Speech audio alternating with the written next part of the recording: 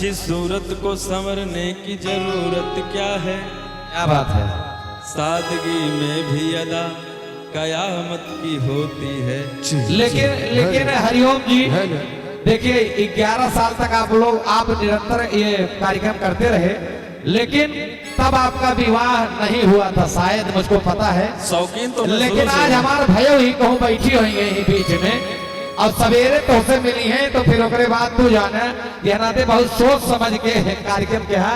कहे के कि हम जानते हैं कि आप ऐसी मिट्टी से हैं, ऐसी धरोहर से हैं कि आप बिल्कुल कलाकारी में डूब जाते हैं। वो कलाकारी कहीं घर पे जाकर के ना आपका खुमार उतरे बस। तो आइए हरिओम मिश्रा जी के लिए एक बार जोरदार की ताली होनी चाहिए। और आइए आप सभी के बीच में महान विरोधियों के रूप में बहुत अच्छे अच्छे कलाकार प्रस्तुत हैं अपनी प्रस्तुति को लेकर।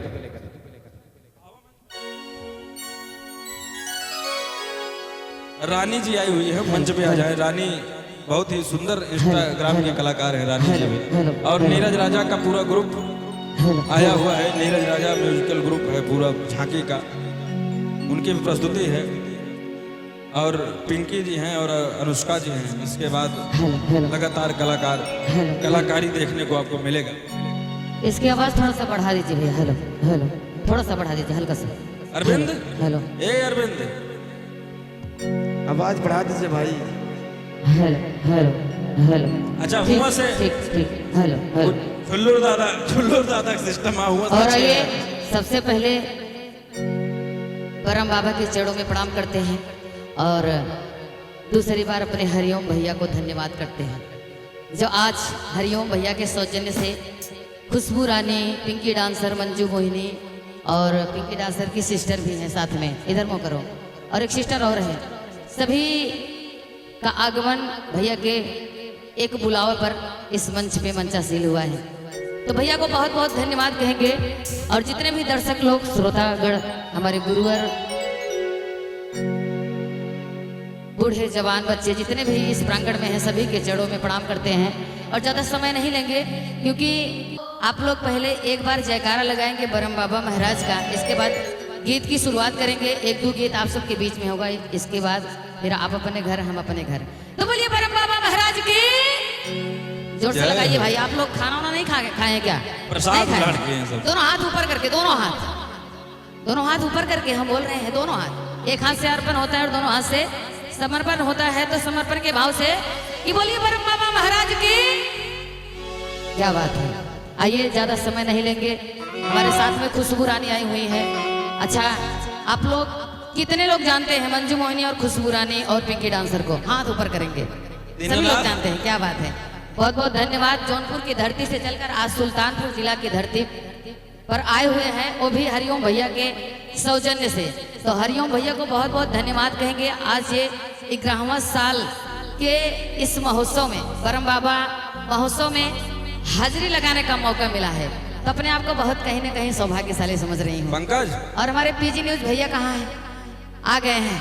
एक बार हमारे पीजी न्यूज भैया के लिए जोरदार ताली बता दीजिए भैया। इसी अंदाज में आप सब यूट्यूब चैनल पे देखा तो ही कि जो भी गाना गाए थे अपने मिट्टी से जुड़ी गीत, अवधि गीत जी का बोला थे, वही गीत गाओ। और साथ में खुशबू रानी और पिंकी डांसर ठुमका लगाई है मीठ मीठ। और तो सबके अच्छा लगे तो ताली जरूर बजाया। एक बार तालियां हमारी जो माताएं बने बैठे, एक बार ताली बजा दीजिए आप सभी खुशबू रानी जी के लिए, जोधपुर की सरसमी से है। अरे खुशबू रानी हमार ननद है ई गाना में, और हम इनकर भौजाई। आई ननद हमसे कहा थी, भाव यही बा, लेकिन ये गाना भौजाई गावत बा। भाव यही बा कि ननद कहत, और कहत बा कि सनले सनातन नइखे अटवा के लोई, अरे सनले सनातन नइखे अटवा के लोई, अरे बड़ा याद आवै भौजी तोर नाना दोई, बड़ा याद आवै भौजी तोर नाना दोई, तोर नाना दोई, तोर नाना दोई, तोर नाना दोई, तोर नाना दोई, बड़ा याद आवै भौजी तोर नाना दोई।